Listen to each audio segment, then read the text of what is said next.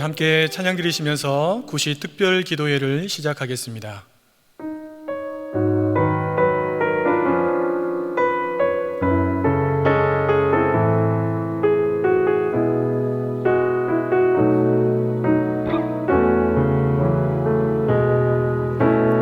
이 세상을 살아가는 동안에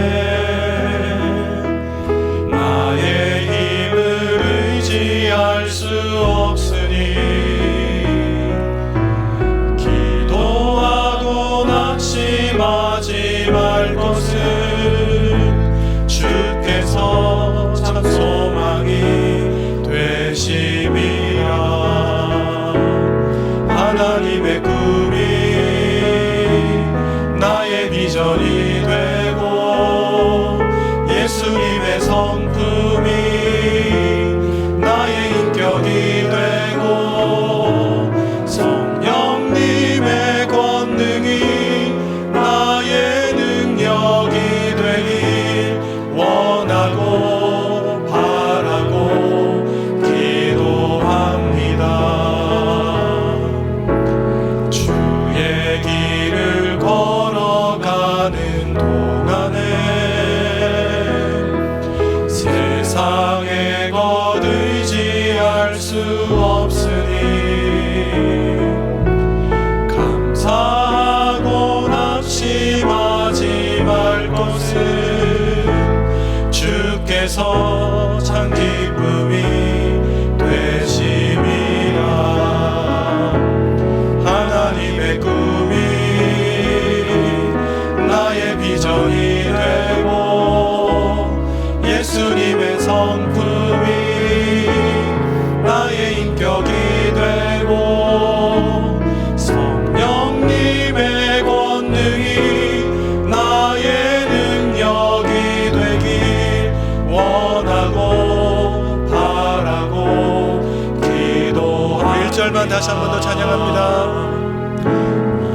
이 세상을 살아가는 동안에 나의 힘을 의지할 수 없으니 기도하고 낙심하지 말 것은 주께서 참 소망이 되심이라. 하나님의 꿈이 나의 비전이 되고 예수님의 성품이 나의 인격이 되고 성령님의 권능이 나의 능력이 되길 원하고 바라고 기도. 하나님의 꿈이 나의 비전이 되고 하나님의 꿈이 나의 비전이 되고 예수님의 성품이 나의 인격이 되고 성령님의 권능이 나의 능력이 되길 원하고 바라고 기도합니다. 우리 함께 은혜 받으실 하나님의 말씀은 요한복음 15장 7절 한 절 말씀입니다.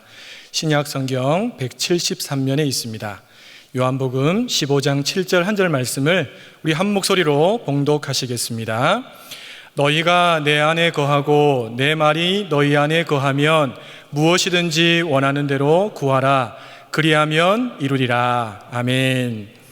오늘도 각 처소에서 영상으로 하나님을 예배하는 모든 성도님들에게 하나님께서 풍성한 은혜를 부어주시기를 예수님의 이름으로 축복합니다. 이 시간 반드시 응답받는 기도라는 제목으로 함께 말씀을 통해서 은혜 나누기를 원합니다.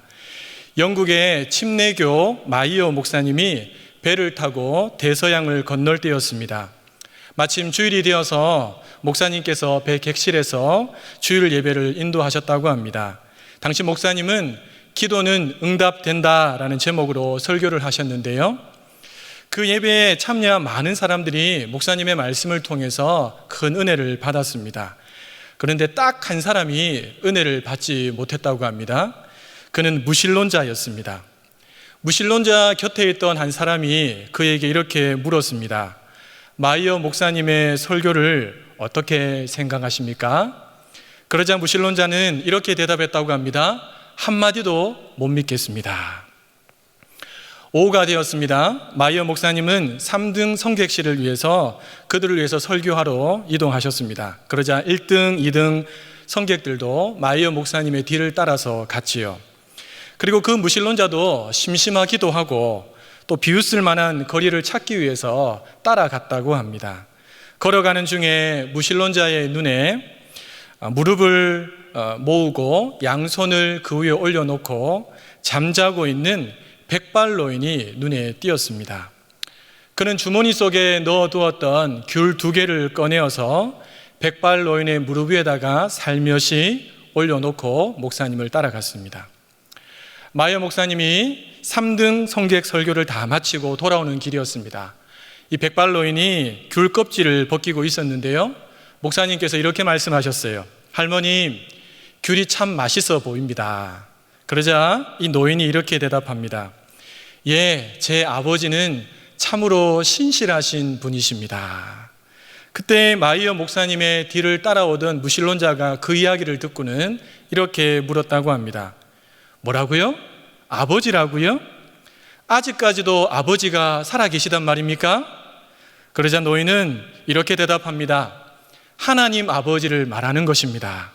그분은 정말로 살아계십니다. 무신론자는 피식 웃으면서 이렇게 대꾸합니다. 할머니, 무슨 말을 하고 계신 거예요? 그 귤은 하나님이 주신 게 아니라 제가 드린 겁니다. 그러자 할머니는 이렇게 대답합니다. 아, 그래요? 정말 고맙군요. 사실 저는 요 며칠 동안 배멀림으로 인해서 너무너무 고생을 심하게 했습니다.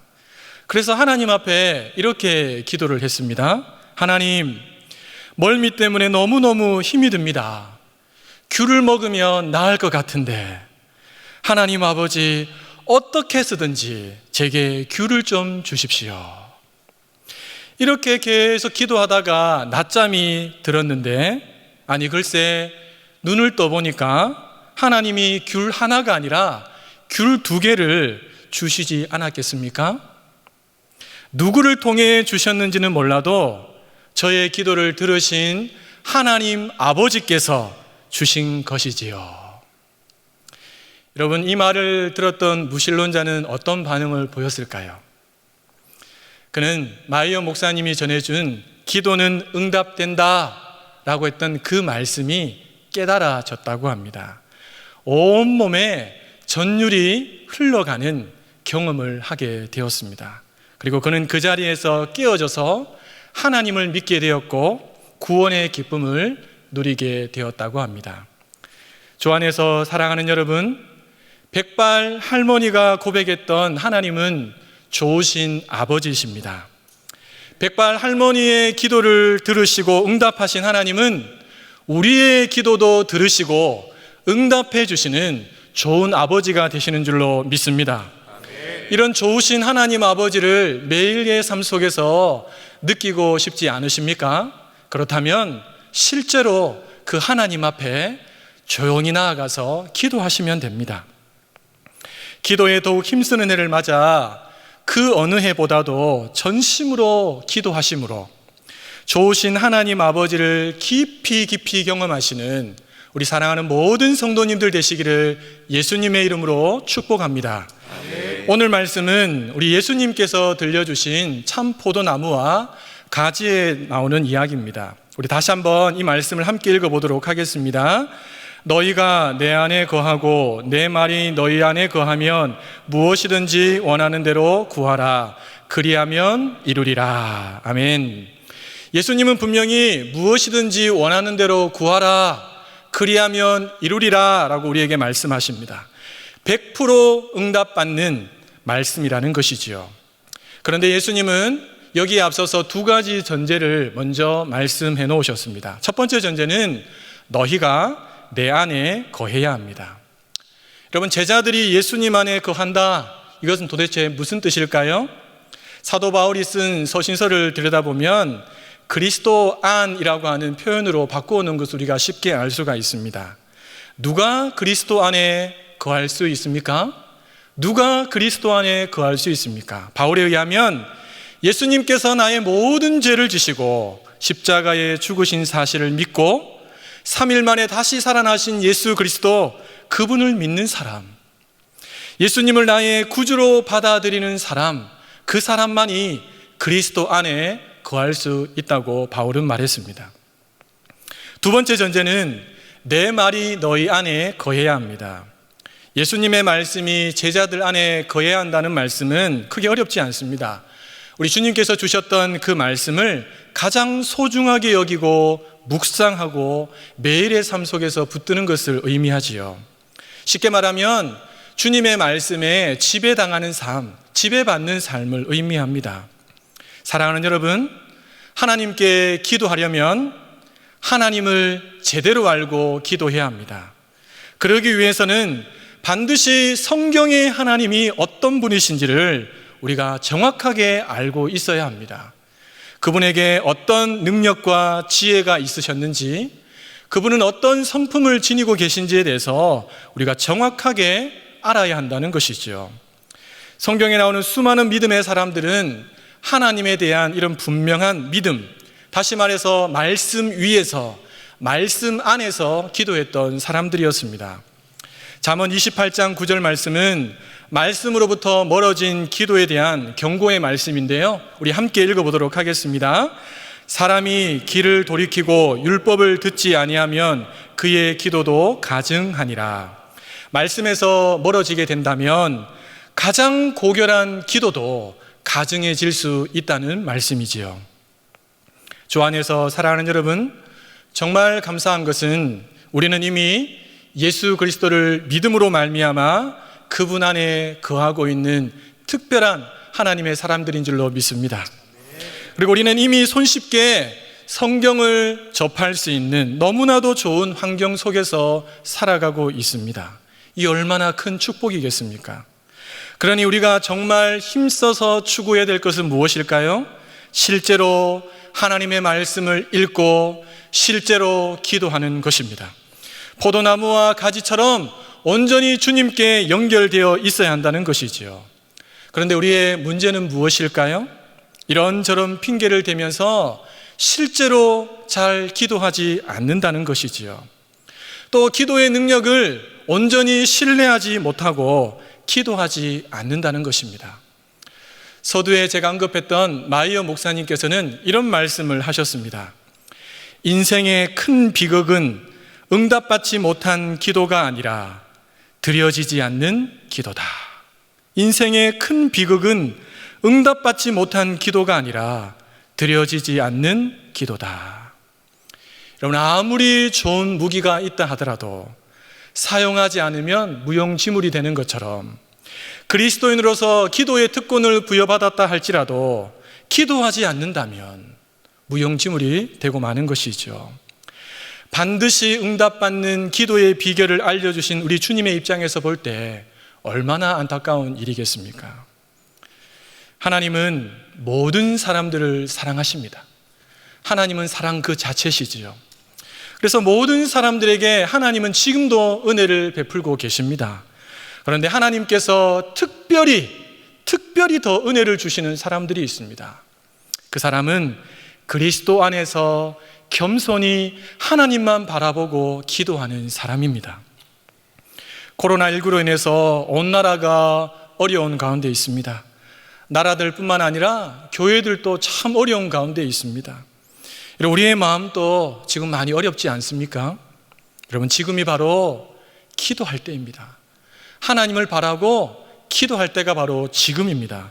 백발노인의 작은 간구에도 응답하셨던 우리 좋으신 하나님 아버지께서 우리의 기도를 들으시고 놀랍게 응답해 주실 줄로 믿습니다.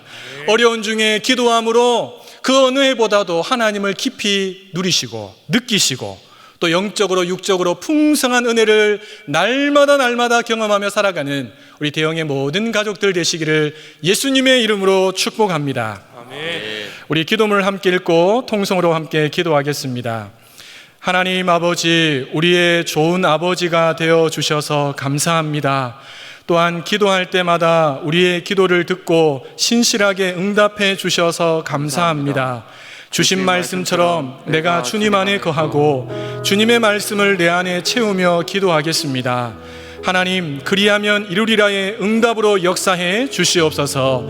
특별히 코로나19로 어려운 이때에 나라와 열방 그리고 교회를 품고 기도하겠사오니 가장 선하게 응답하여 주시옵소서. 기도함으로 하나님의 크신 능력을 맛보아 알게 하시어 일평생 기도의 사랑, 실제 기도하는 사람으로 살게 해 주시옵소서. 우리 함께 통성으로 기도하겠습니다.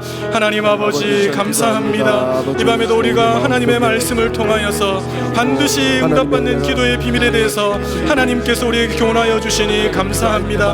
우리를 예수 그리스도 안에 거하게 하나님께서 놀라운 축복으로 인도하여 주신 것을 너무너무 감사합니다. 주님 안에 늘 거함으로 주님이 주시는 평안과 기쁨을 누리며 살아갈 수 있도록 도와주옵소서.